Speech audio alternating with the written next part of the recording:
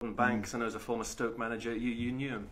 I did the pleasure of meeting him, and really nice man, really sad. And I've sent Mr. Coates up at Stoke, the chairman, and Mark Cartwright, who's the sporting director, a little text when I found out, and I'm really sad. Really nice, nice man, and an iconic figure at the club.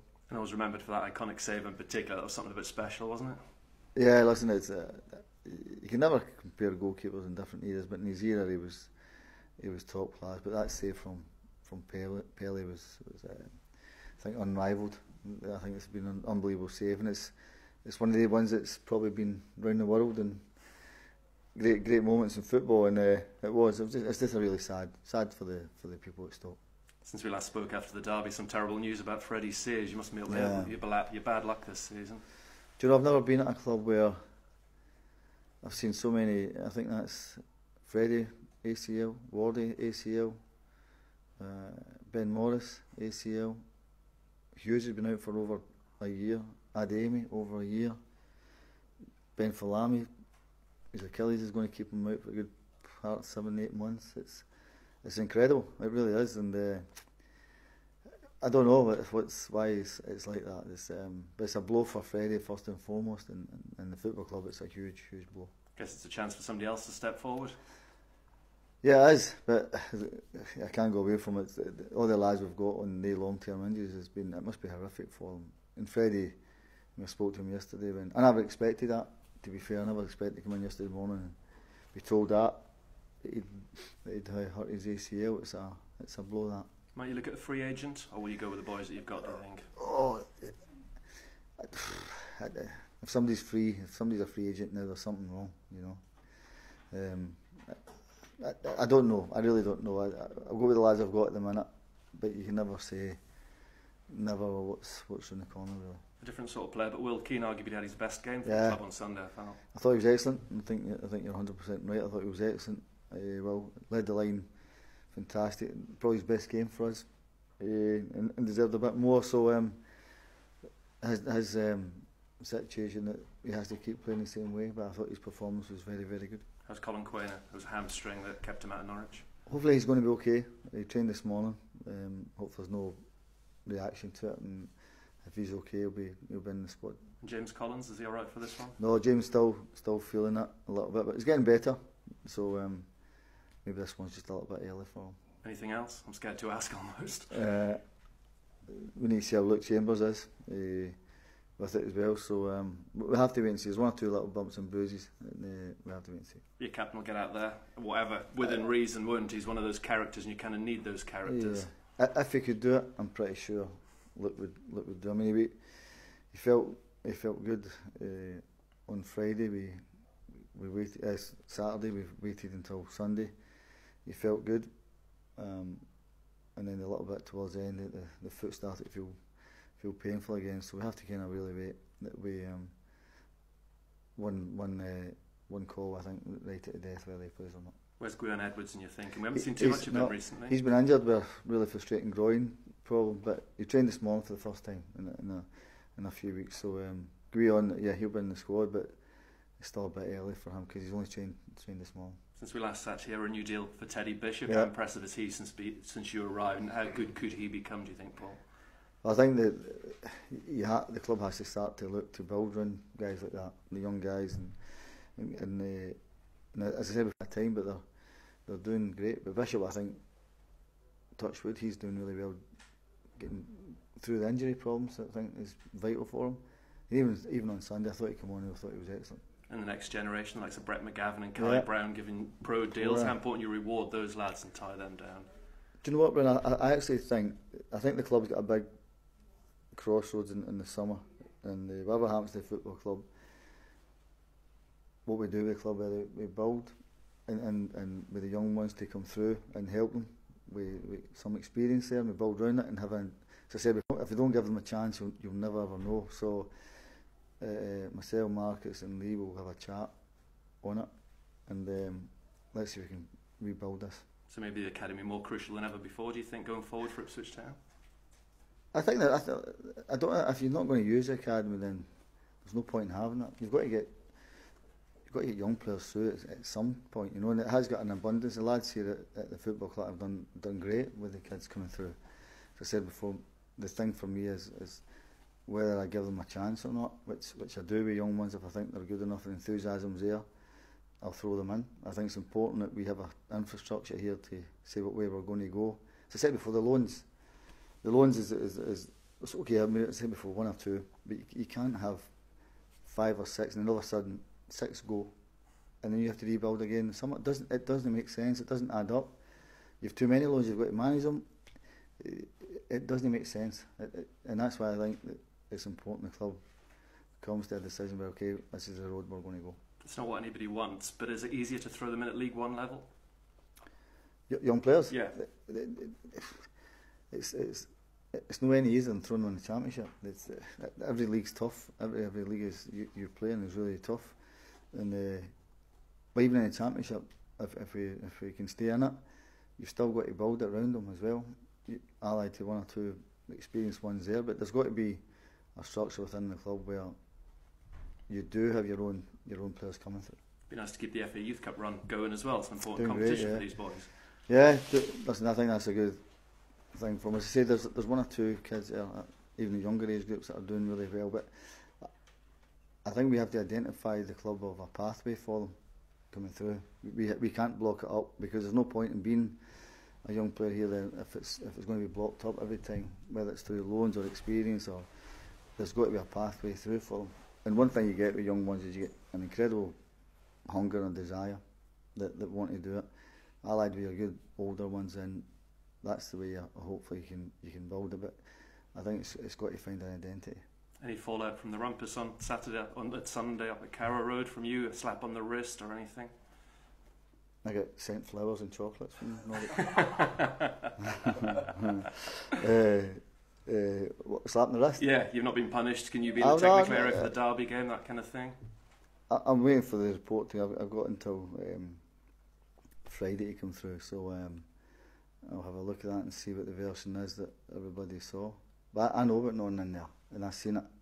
And there's things said in there, as I said before.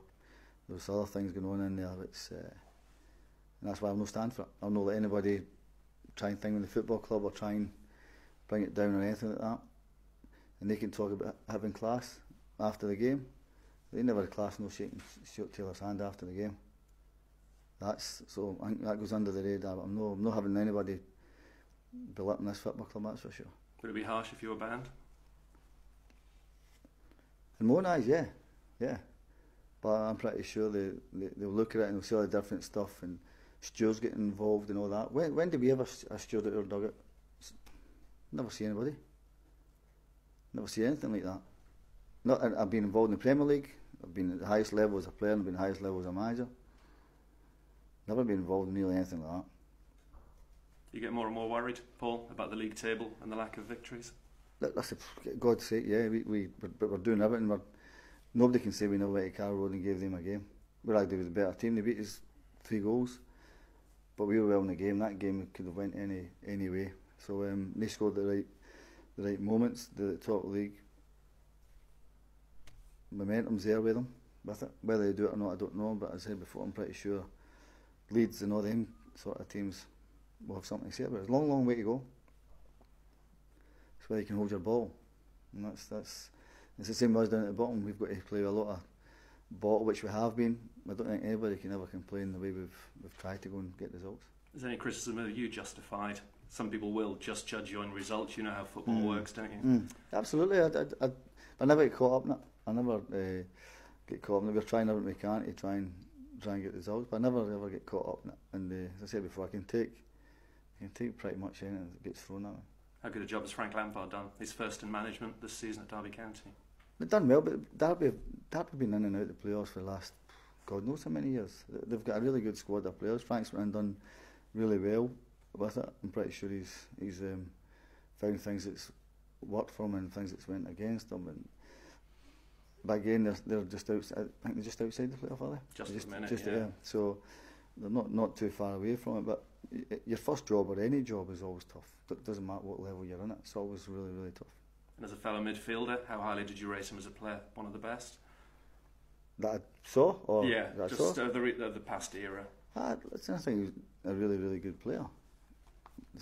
There's a million, there's a million great players out there, you know. And Frank Lampard was a great goal scoring midfielder, and that's worth its weight in gold on its own. So that's unfortunate. I saw some great players, played against some great players. Love watching football, and Frank was a really good player in his time. Is it good to see people like him going into management rather than just sitting in a TV studio? The likes of him, Steven Gerrard, Paul Scholes in the last couple of days. Well, you tend to find out when you go in there's a little bit more to it. As I'm pretty sure everybody will vouch for. You can go through anybody that's been doing television and goes into the management side. I've got great respect for people that go into management, because it is one hell of a hard job, and you've just got to remember how hard it is when you're not doing it. And I think Frank will probably find that himself. But to be fair to him, I always thought he was very good on the television. Never any critical or bad mouth to anybody, or it was always kind of fair, I thought, from a football point of view. And I'm pretty sure he's finding different how football works and how media works. Perfect. Thanks, Paul. All right.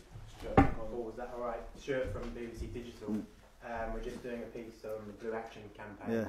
So, as a manager, what's it like to hear that vocal support? They're trying to sort of create 90 minutes of noise. I know you do them. What's that like as a manager? That Blue Action group have been brilliant. Really have. Non-stop they're at it. And the biggest compliment I can give them is it's no normal situation with the team in the bottom of the table, and they're still doing it week in, week out. It must be hard for them, but I've had chats with them for the last few times, and they've been brilliant, really, really brilliant. And I'm glad they're at the club, but that's for sure. I think the atmosphere they generate is great, and hopefully they keep on doing it. Be surprised, given the club's position that they are so vociferous, and they're trying to create this atmosphere between the club and the fans, and bring everyone together, and really sort of try and be the 13th man, if you like. I think that's important. I think that's. I've said that.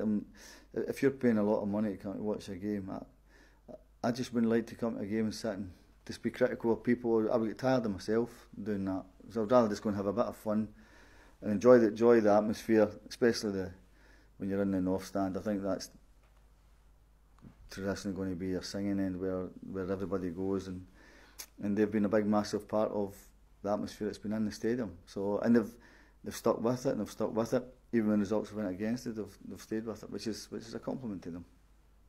Thank you. All right. Paul, just about Freddie, did he realise at the time that it was going to be a serious one, or was it just after investigating afterwards that it was going to be Well, he tried to run it off, so we weren't quite sure how bad it was. I don't think Freddie did. No. Even yesterday, he didn't realise until the results came back from the scan. I think that was the big thing for me. I never expected that to happen to him, and it's an absolute blow for him and the club. But nowadays ACLs, hopefully, they're not as bad as what they used to be. So there's no other way to look at it. It's going to be a blow for him, and it's going to be a long rehab.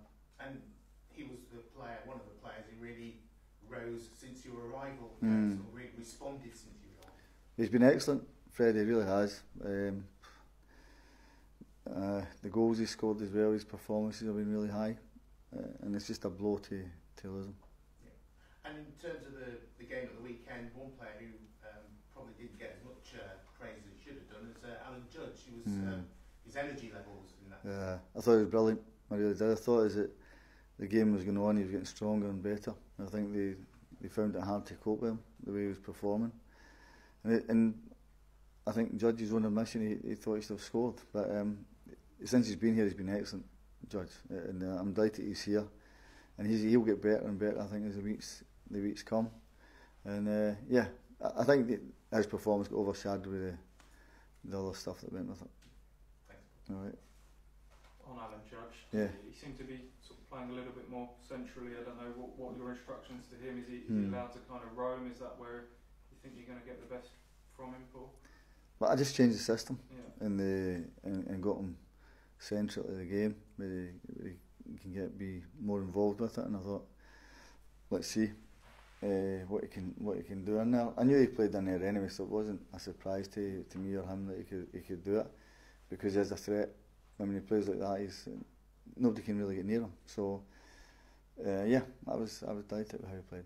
Yeah, the captain Luke Chambers afterwards was saying that the game plan was maybe to be a little bit more direct and have two up there and Alan through the middle. Is that something that you think is going to get you some more joy going forwards? Well, we have to try and win games. I think that's our system. We just have to go for everything now, and 15 games to go. We have to try everything we can to try and force the issue, and that's why we done it. And I think if you took the goals out of the game, we were well in the game. There was nothing in it, nothing in the game. We lost bad goals at certain times. Especially the second one was a blow, because we were on the ascendancy there, and Matty Pennington, who I said I thought was excellent, tried to pass inside, and they've brought that level-wise, commitment-wise, and playing-wise. I couldn't ask any more. Yeah, there's an option in Alan's short-term deal. As he's improving, he's someone you'll be desperate to keep here next season, won't you? Absolutely. I think Judgy wants to be here. I think that's a great thing as well. I think he wants to be here. I think he enjoys it. So yeah, hopefully that gets sorted. Yeah, just going back to the incident before half-time, just to clear things up, but there's a report from Sky today saying that the club will be launching a formal complaint about some of the things that went on in there. Is that the case? Well, I've just come in for training, so I need to find out what's kind of going on with everything. I think the club's got every right to review it and look at things and then see what they're going to say. I'll say my bit on it, which I thought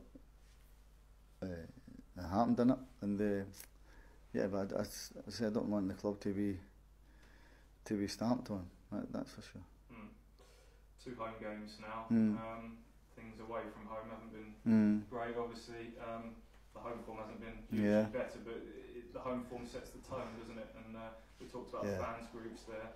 How important is it now to reproduce that fight and those energy levels that we saw at the weekend? We have to. I think we've had a chat with lads, and I think everybody knows we have to try and be like that. It'll be a difficult game we have tomorrow, difficult game we have on Saturday. But if we play like that, and to be fair, I've been really happy with how we played in a lot of the games. We've just known the breaks in certain times. We've just known the up at certain times. We've dominated games without getting the reward. But there's a lot of good things that I've seen. Results I can never influence, but what I can influence is the way they play and the desire for it. And we'll try and do that for the remaining 15 games.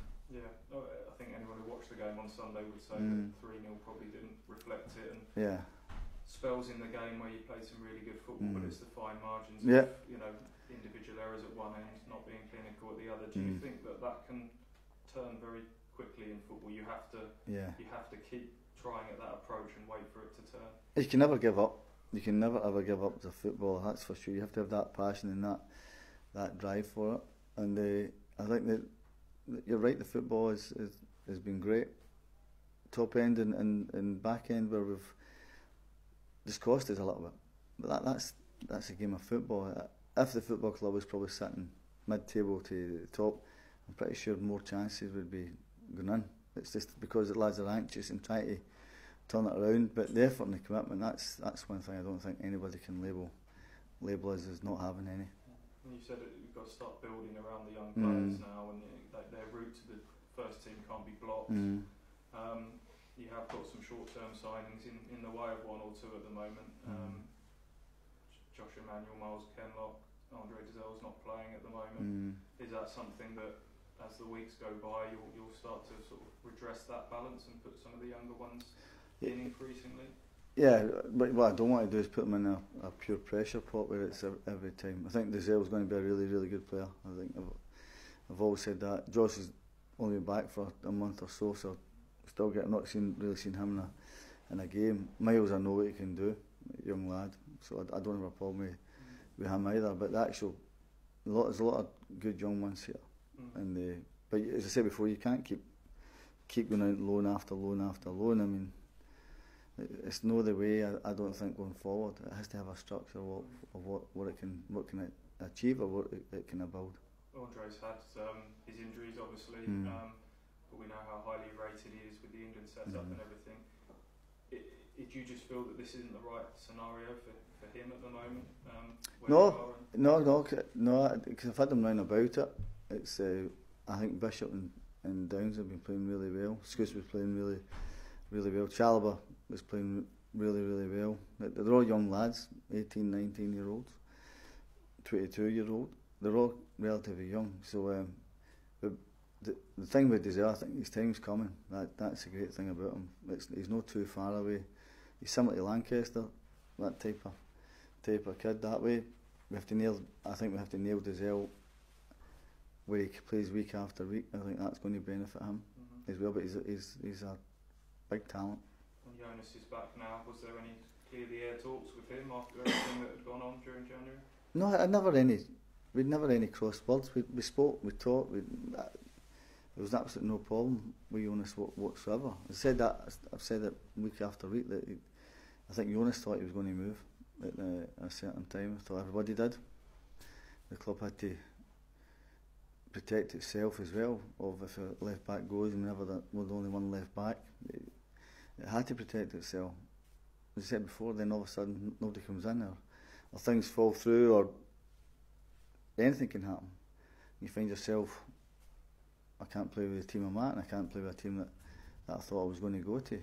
So it put them in a right hell of a position. But I think that was nothing to do with the club or myself. That was Jonas's decision, which you had to respect. And I thought he'd done well on Sunday. Yeah, and you're happy that even if he wants to go in the summer, which seems to be the case, that he'll be giving everything for the cause the same as last time? Yeah, I think that was evident with him on Sunday. I don't think anybody could turn around and say that he pulled out of things or he never done anything the right things.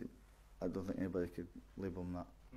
And Martin Waghorn is a player that obviously left here last summer, scored another couple of goals for them last weekend. You've said before this team lost a hell of a lot of goals last summer, didn't it? It's was it 45 or something? 45 goals. Like that, yeah. It's I don't know, unbelievable. Why that happened? Whether the lads want to leave for one reason or another, or I don't know. But if you lose 45 goals at your team, it doesn't stack up one way or another. And the lad has done really well. I don't know the lad at all, but he's always been a proven goal scorer. Thanks. All right. Thanks. Regarding the complaint the FA that Stuart mentioned, the report on Sky said that it was regarding the steward from you. Yeah. Is that something you have sort of made representation to the club? Yeah. That got me angry. Yeah. I don't know why he had to get involved. Why did he have to get involved? Because there was no thing in it. There was no reason for him to be involved. I heard some things which is on their side, and that's why I responded. I didn't need a steward to come and try and rush him out the road. I've never seen anything like that before. Do we have it at Portman Road? Do we have stewards in the middle between the two benches? I've not seen any. Did I have any at Stoke? Did I have any at Wolves? Never seen anything like that. And it goes on to say here that the goalkeeper coach, the Norwich goalkeeper coach, I'll use the phrase that you did, it's sort of challenge you to a fight. That's it, yeah. I'll tell you what then, next time I'll say, okay, now you win. Yeah. I don't do it in front of 25,000. Do it inside. Then we'll see. I'm not going to stand and take it. No chance. I didn't know who the guy was. I don't even know the guy's name. Don't know who he was. If he's a goalkeeping coach, try and stick to what you're good at. They're a good idea. Didn't know if he played the game or anything. I'm not standing back for that, that's for sure. I'll get him to give me a call then, see what happens. Okay, thank you. Alright. Right. Alright. Done. Alright, see you later on. See you later.